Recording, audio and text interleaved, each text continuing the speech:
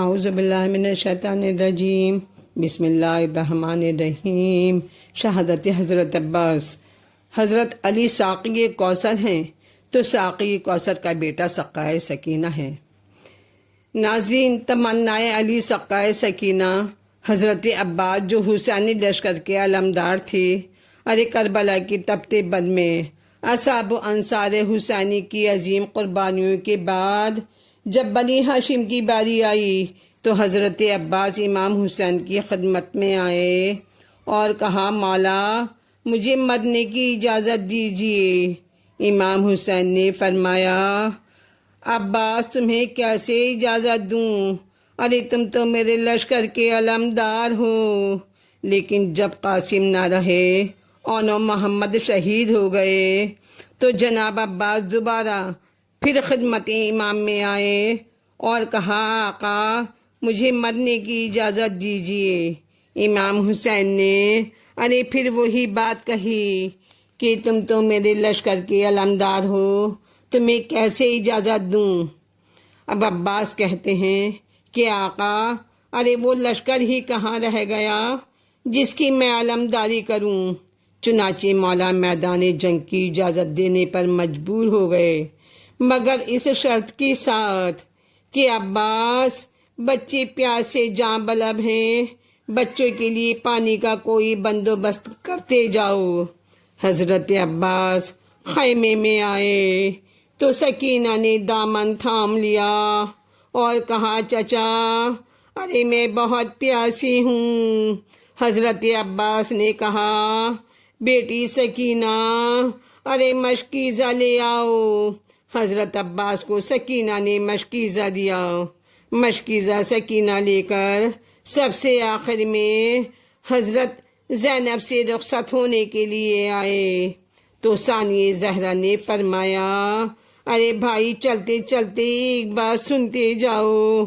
حضرت عباس نے سر جھکا لیا تو حضرت زینب فرماتی ہیں، اے بھائی بچپن میں ایک بار میں بابا کی زانو پر بیٹھی تھی کہ میرے دوست سے چادر ہٹ گئی تو بابا نے بڑھ کر میرے بازوؤں کو چوما۔ میں نے کہا، بابا اس عمل کا کیا سبب ہے؟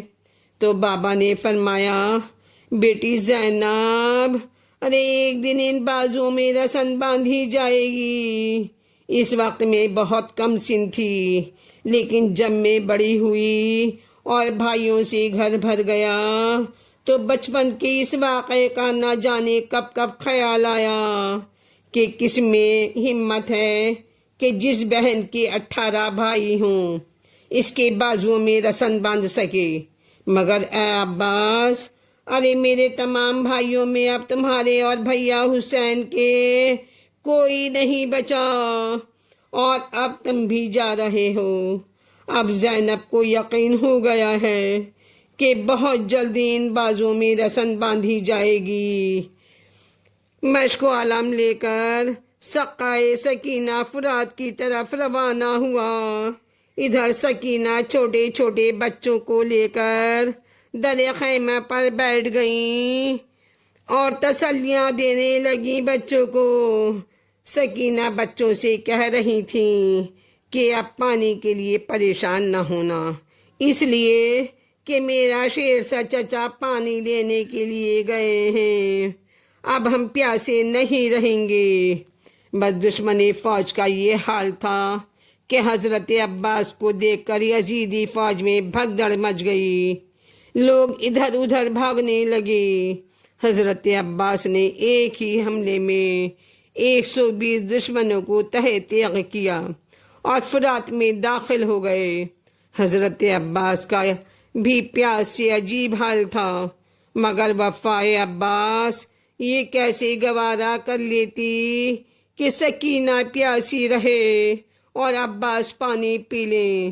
بس چلو میں پانی لیا اور چھوٹے چھوٹے بچوں کی پیاس کو یاد کر کے رونے لگے اور چلو میں جو پانی لیا تھا اسے بھی پھینک دیا اور سوکھی ہوئی مشک و سکینہ بھر کر فرات سے پیاسے نکل آئے۔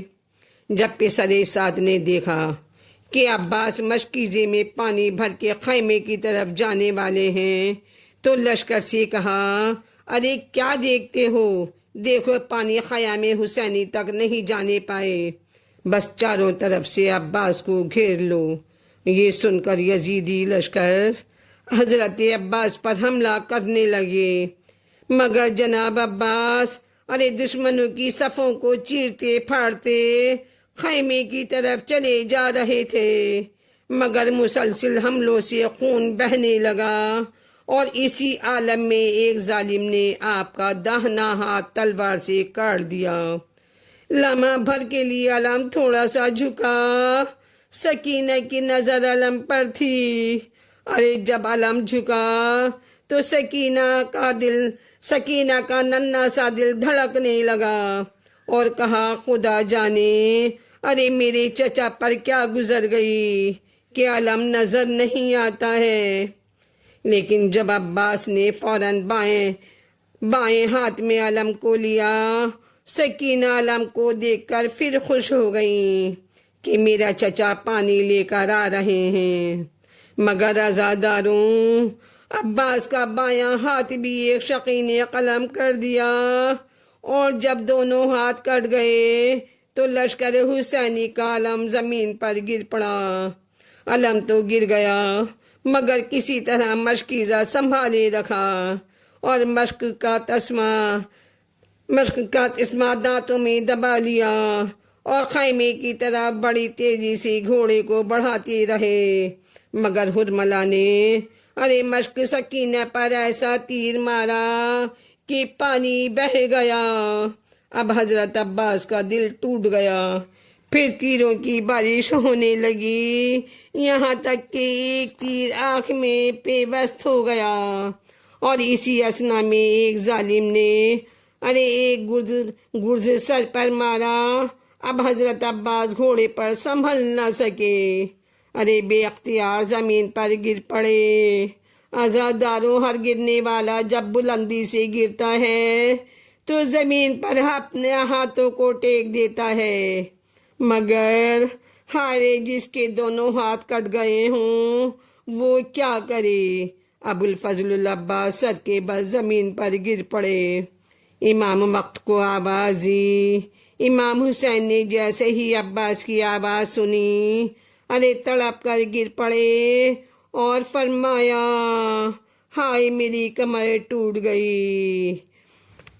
امام حسین جانب مقتل روانہ ہوئے تو دو جگہ جھک کر دونوں ہاتھ اٹھائے حضرت عباس کے، اور بڑی تیزی سے حضرت عباس کے سرہانے آئے اور جلتی ہوئی زمین پر بیٹھ گئے، اور سر عباس اٹھا کر زانو پر رکھا۔ حسین نے کہا، عباس ارے آنکھیں کھولو اور گفتگو کرو۔ کہا، مولا آپ کی زیارت تو کرنا چاہتا ہوں، مگر ایک آنکھ میں تیر پیوست ہے اور دوسری آنکھ میں سر کا خون جم گیا ہے۔ میرے دونوں ہاتھ کٹ گئے ہیں، ورنہ میں آپ کو زحمت نہ دیتا اور اپنے ہاتھوں سے ہی تیر نکال لیتا اور خون صاف کر لیتا۔ حسین نے یا علی کہہ کر ایک آنکھ سے تیر نکالا اور دامن سے دوسری آنکھ کا خون صاف کیا۔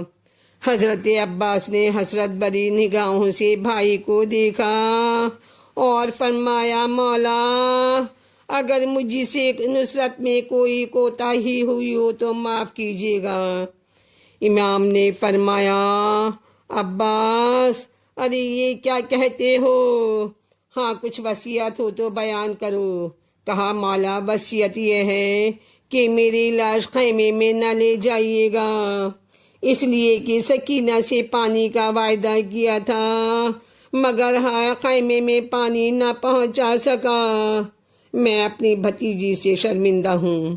حضرت امام حسین نے فرمایا، عباس ارے میری بھی ایک تمنا ہے کہ آج تک تم مجھے آقا اور مولا ہی کہتے رہے، کبھی مجھے بھائی کہہ کر نہیں پکارا، اس لیے ایک بار مجھے بھائی کہہ کر پکار لو۔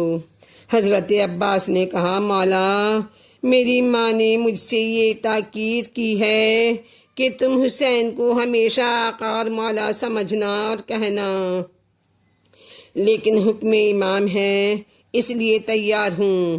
بس بھائی کہتے ہی روح پرواز کر گئی اور امام حسین نے عباس کا لاشا وہیں چھوڑ دیا اور مشک و علم لے کر خیمے کی طرف چلے۔ جناب سکینہ نے دور سے مشک و علم دیکھا تو آواز دی، بچوں کوزے لے آؤ، میرا چچا پانی لے کر آ رہا ہے۔